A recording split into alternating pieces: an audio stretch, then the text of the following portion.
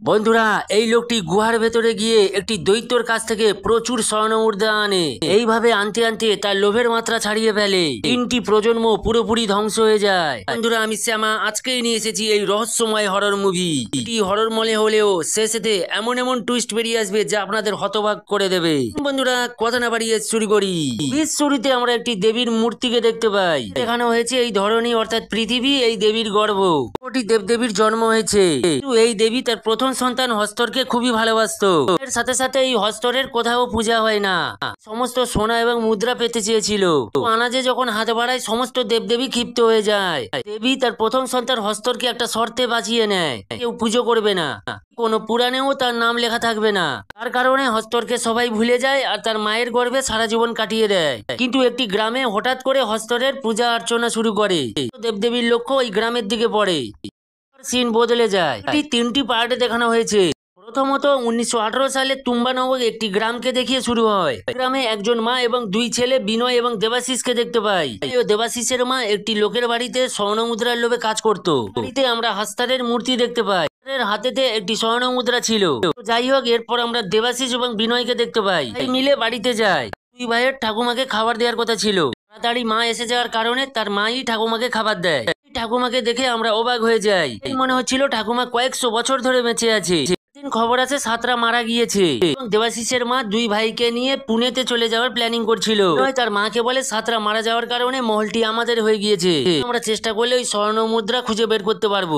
বিনয়ের মা বলে এসব কাল্পনিক, সাতরা সারা জীবন খুঁজেও এইসব মুদ্রাও পাইনি। আমরা দেখতে পাই দেবাশিস গাছের উপর থেকে পড়ে গিয়ে মাথাতে খুব আঘাত পায়। দেবাশিসের মা দেবাশিসকে নিয়ে শহরের উদ্দেশ্যে যায়। দেখভাল করার জন্য বিনয়কে দায়িত্ব দেয়। কোনো অদ্ভুত আচরণ করে তাকে একটি মন্ত্র শিখিয়ে যায়। তার আসছে শুয়ে পড়। যাই হোক, বিনয় ঠাকুমার কাছে যেতেই পায়েতে শেকল বেঁধে টানতে টানতে তাকে ঘরের ভেতরে নিয়ে যায়। তখনই আমরা ঠাকুমার ভালোভাবে অদ্ভুত চেহারা দেখতে পাই। দেখেই মনে হচ্ছিল সে যুগ যুগ বছর ধরে কাটিয়ে যাচ্ছে। না কোনো ভূত আর না কোনো রাক্ষস, সব মিলেমিশেই সে তৈরি। যাই হোক, বিনয় এখানে সেই মন্ত্রটা অনেক কষ্টে বলে।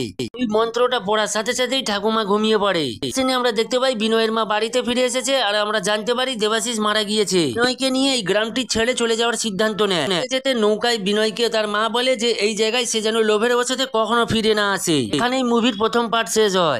15 বছর পরের দৃশ্য আমরা মুভির দ্বিতীয় অংশ দেখতে পাই। টিকে দেখলাম এটাই হচ্ছে বিনয়। বিনয়ের মা মারা গিয়েছে, সাথে সাথে তার দেয়া কথাও। বিনয় এখন তুম্বা নামক গ্রামে তার বাড়িতে এসেছে। এসেই দেখে চারিদিকে শেকড়ে ভর্তি। শেকড়ে একটি হৃৎপিণ্ড ঝুলছে আর হৃৎপিণ্ডটি এখনো জীবিত রয়েছে। বিনয় বুঝে যায় যে এটাই তার ঠাকুমা।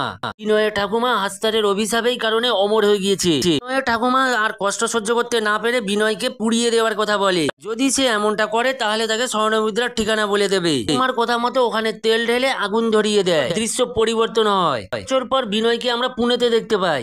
দিন বাড়িতে না আসার কারণে তার বউ এখন আটার মিলে কাজ করছে। ফিরতেই বিনয় মহাজনের কাছে যায় তার বকেয়া খাজনা মেটানোর জন্য। একটা স্বর্ণ মুদ্রা দেয়, ছাড়া আরো 3টি মুদ্রা দেয় যা বিক্রি করার জন্য। দেখে আমরা বুঝতে পারি বিনয় সেই সোনার সন্ধান পেয়ে গেছে। সাথে সাথে বিনয় সেই গ্রামে যায় আর প্রচুর পরিমাণে স্বর্ণ মুদ্রা আনতে থাকে। এভাবে বিনয়ের অবস্থার উন্নতি হতে থাকে। সময় আসে উল্টে মহাজনকে সে টাকা ধার দিতে শুরু করে। এই কারণে বিনয়কে রিকোয়েস্ট করে তাকে পার্টনার বানানোর জন্য। সোজা সাপটা না বলে দেয়। মহাজন বিনয়কে পুনেতে আটকে রাখার জন্য একটি বিধবা মহিলা সঁপে দেয় বিনয়কে। বিনয় এই মহিলার উপরে আটকে থাকে। মহিলার লোভেতে পড়ে গিয়ে মহারাজের সব কুকীর্তি ফাঁস করে দেয়। বিনয় দেরি না করে সেই তুম্বা নামক গ্রামেতে বেরিয়ে যায়। মহলে একটি টিফিন বাটি নিয়ে যায়। পর সে বেরিয়ে আসে, কিন্তু সেই টিফিন বক্সটা নিয়ে আসে না। এসব মহাজন দেখছিল। মহলের মধ্যে প্রবেশ করতে যাবে, দূর থেকে একটি দরজা দেখতে পায়। দরজা খুলে ঢুকতেই সে একটা অদ্ভুত জায়গা দেখতে পায়। চারিদিকে লাল এবং শিলা দ্বারা গঠিত ছিল। মনে হচ্ছিল এটা কোনো জীবিত মানুষের শরীরের ভেতরে অংশ। জায়গাটা ছিল পুরোটা সেই দেবীর গর্ভ। মহাজন ওখানে একটি টিফিন বক্স দেখতে পায়। খুলতেই দেখতে পাই আটার তৈরি একটি পুতুল। পুতুলটিকে হাতে তুলতেই আমরা একটি দৃশ্য দেখতে পাই যা এদিক ওদিক ছুটছিল। অদ্ভুত একটি শক্তি এসে মহাজনকে টেনে নিয়ে যায়। আমরা বিনয়কে দেখি আর একটি আটার পুতুল নিয়ে এসে জোর গলায় হস্তারকে ডাকতে থাকে। আমরা অদ্ভুত ভাবে হস্তারকে দেখতে পাই। এখানে অবাক হচ্ছেন? আমি একটু বুঝিয়ে দিচ্ছি। দেবতাদের অভিশাপ অনুযায়ী হস্তার কোনোদিনই আনাজ খেতে পারবে না। তাকে নিজে হাতে কেউ না খাইয়ে দেয়। বিনয় এই দেবীর গর্ভে রেখে প্রথমে একটি আটার গুলো কাটতো।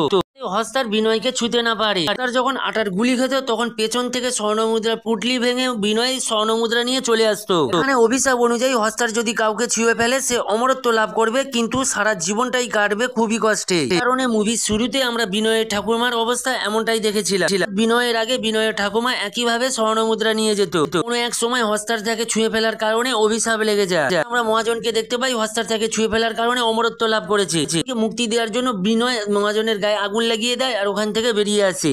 তৃতীয় অংশ দেখতে পাই 14 বছর পর, ততদিন ভারত স্বাধীন হয়ে গিয়েছে। বিনয় অনেক ধনী হয়ে গিয়েছে। বিনয়ের 2টি মেয়ে এবং একটি ছেলেও হয়েছে। বিনয় খুব বৃদ্ধ হয়ে গিয়েছে। ছেলেকে প্রশিক্ষণ দিচ্ছে কিভাবে কুয়ো থেকে উঠবে আর নামবে। বিনয় তার ছেলেকে নিয়ে সেই তুম্বা নামক গ্রামেতে যায় দেবীর গর্ভে নামার জন্য।